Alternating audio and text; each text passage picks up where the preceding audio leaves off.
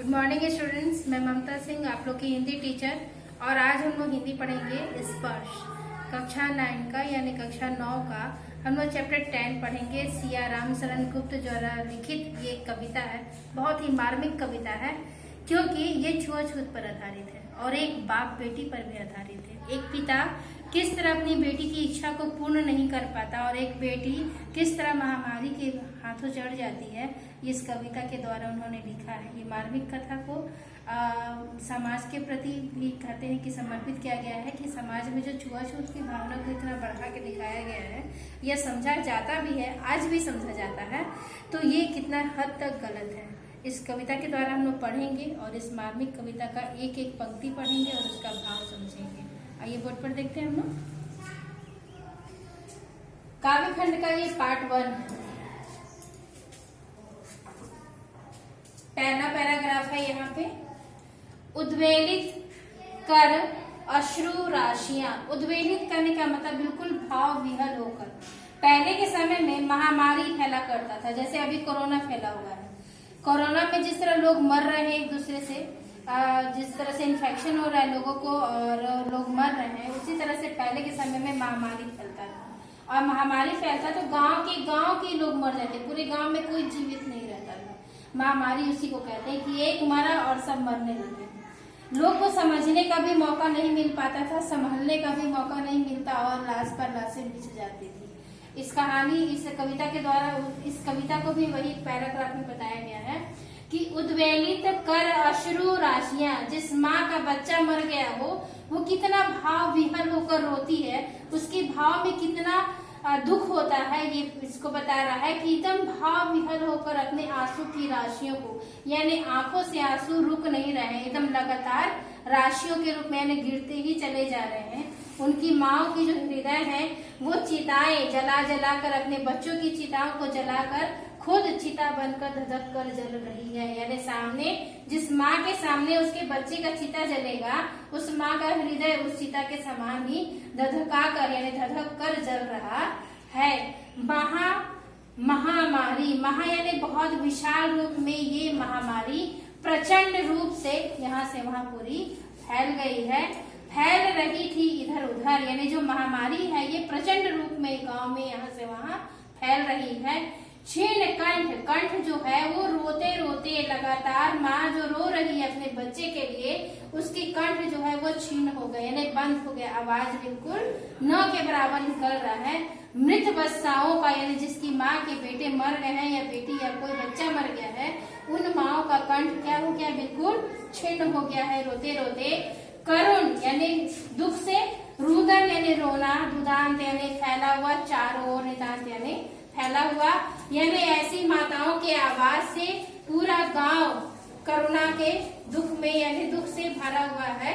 भरे हुए था निज कृसरव में, पूरा गांव में भरा हुआ यही सिर्फ दिखाई दे रहा है क्योंकि महामारी फैली हुई है। आज एक चिता यहाँ दूसरी चिता वहां जल रही है।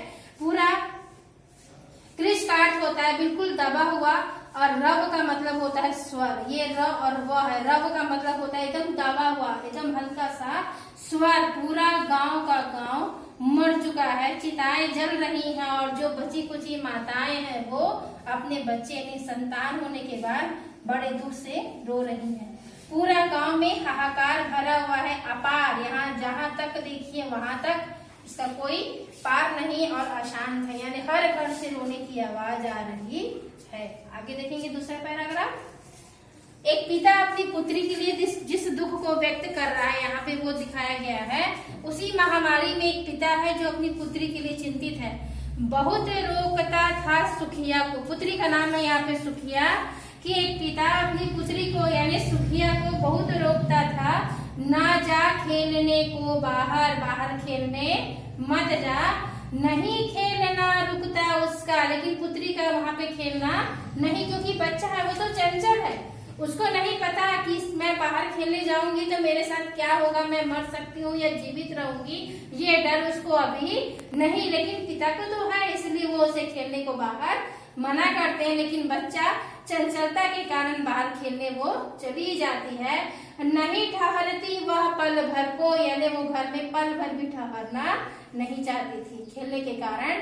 मेरा हृदय कांप उठता था। एक पिता का हृदय जब अपने बच्चे को बाहर देखता, वो खेलते हुए गांव में निकलकर, तो उस पिता का हृदय कांप उठता था। बाहर गई निहार उसे, जब वो बाहर चली जाती उसे वह निहारता यानी देखता, तो वह उसका हृदय डर जाता था। यही मनाता था कि बचा लूं। पिता हर बार यही सोचते रहता था कि इस बार इस महामारी से मैं अपने बच्चे को बचा लूं, किसी भांति इस बार उसे किसी भी तरह से इस बार मैं अपने बच्चे को इस महामारी से बचा लूं। तीसरा पैराग्राफ देखेंगे। भीतर जो डर रहा छिपाए। अपने पिता जो अपने डर को, एक डर, वो छोटे से बच्चे से क्या पता है कि वो मर सकती है इस महामारी में, इसलिए उस डर को जो भीतर छिपा के वो रखा हुआ था, हाय वही बाहर आया। वही डर उस पिता के सामने चला आया।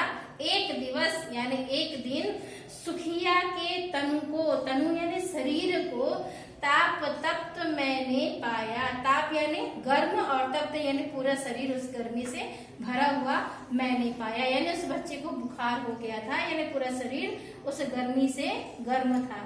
ज्वर यानी बुखार, जो बुखार को ही हम लोग ज्वर कहते हैं हिंदी में। ज्वर में विह्वल, विह्वल का मतलब है बिल्कुल बेचैन हो वह बोली, यानी वो बच्चा जब उसे पूरा ज्वर हो गया, और जब ज्यादा ज्वर होता है तो बच्चे विह्वल हो जाते हैं यानी बेचैन हो जाते हैं। बच्चा क्या, कोई भी बेचैन हो जाता है। तो जब यहाँ सुखिया को जब ज्वर से वह भर गई तो बेचैन होकर वह बोली, क्या जानूं किस डर से डर। बच्चा जब उसको हो गया बीमारी तब वो डर गई, और ना जाने किस डर से वो अपने पिता से बोली कि मुझको देवी के प्रसाद का, यानी माँ जगदम्बा के प्रसाद के रूप में एक फूल ही दो लाकर। माँ के चरणों में चढ़ा हुआ सिर्फ एक फूल वो चाहती थी कि उसके पिता उसे लाकर दे।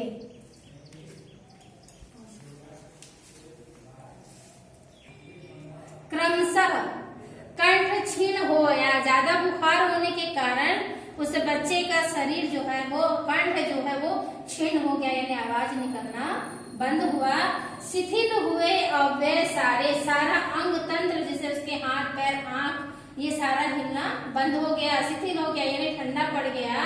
बैठा था नव नव उपाय किया। पिता बहुत सारा उपाय सोच रहा है कि अपनी बेटी को मैं किस तरह से बचा लूं। चिंता में मैं मन मारे हुए चिंता में पिता अपने घर में बैठा हुआ है। जान सका ना प्रभात सजग से। पिता इतना चिंतित है अपनी पुत्री के लिए कि वह नहीं जान सका कि कब प्रभात सजग हो गया, यानी सुबह हो गई, और हुई अलस कब दोपहरी, यानी दोपहर आलस भरा हुआ कब चला आया, ये पिता को पता न चल सका। स्वर्ण घनों में कब रवि डूबा, यानी सोने जैसे बादलों में कब रवि जाकर डूब गया, और कब आई संध्या गहरी, और कब गहरा अंधकार लिए हुए संध्या आ गई, ये उस पिता को चिंता के कारण पता न चल सका।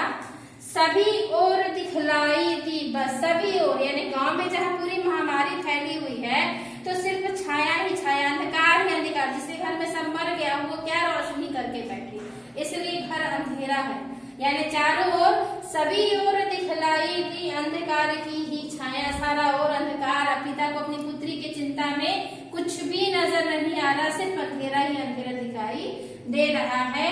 कि छोटी सी बच्ची को ग्रसने यानी खाने के लिए, ग्रसना यानी निगल लेना, यानी उस छोटी सी बच्ची को निगलने के लिए कितना बड़ा तिमिर आया। तिमिर यानी राक्षस या अंधकार दोनों होता है, यानी कितना बड़ा ये राक्षस मेरी छोटी सी बच्ची को खाने के लिए आया। ऊपर विस्तृत महाकाश में, ऊपर यानी ऊंचाई पर, विस्तृत यानी बहुत बड़ा, महाकाश यानी जमीन की चौड़ाई से फैला हुआ। जलते थे अंगारों से, लगता था कि आकाश जो है पूरा, आज जो पहले रोज वही पिता अपनी पुत्री को आकाश में छोटे छोटे तारे दिखाकर कहता था कि देखो कितने सुंदर, शांत और चंचल है, लेकिन आज वही पिता उसी पूरे विस्तृत महाकाश यानी आकाश में जलता हुआ उस छोटे छोटे तारों को देख रहा है। तो वो तारा आज उस पिता को अंगारों के समान यानी झुलसते हुए आग के समान दिखाई दे रहे हैं। झुलसी सी जाती थी आंखें, उन तारों को देखकर आज पिता की आंखें झुलस जा रही थी। जगमग जगते तारों से, तारों को देखने के बाद उस पिता की आंखें आज दुख के कारण, चिंता के कारण बहुत लग रहा था दुख से कि उसकी आंखें इस तारों को देखने से जल जाएंगी। ये इस चैप्टर का, इस काव्य खंड का पहला पार्ट है।